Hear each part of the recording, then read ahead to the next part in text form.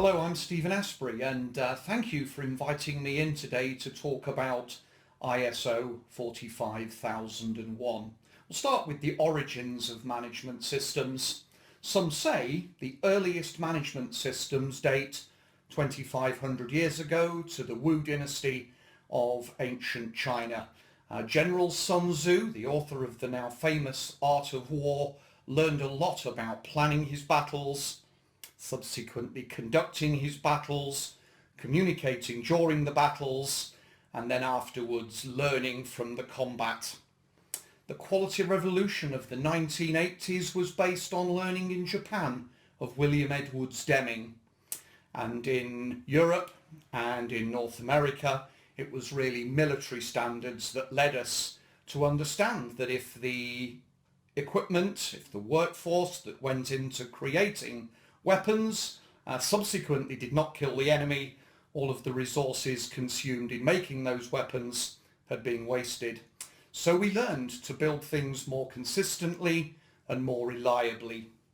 BS 5750 was one of the world's first standards for quality management, and this was followed some years later by BS 7750, the world's first standard for environmental management.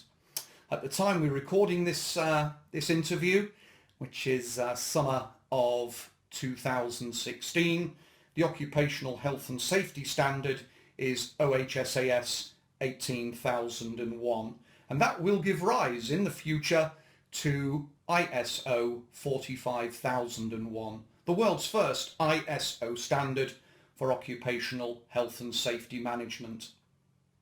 Now, the purpose of this standard is simply to control variation.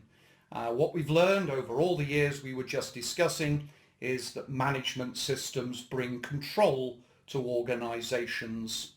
And what Dr. Deming taught us, what he learned in Japan, is that the cycle of planning and doing, checking and acting, or PDCA, brings the level of control that many organisations seek.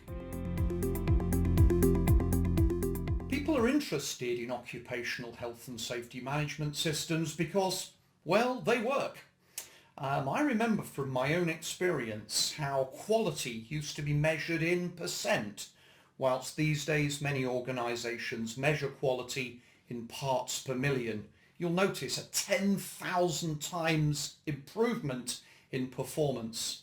Occupational health and safety management systems are of course auditable and certifiable, and together they form a new form of governance. Just like the laws in your own country, they drive particular actions to take place.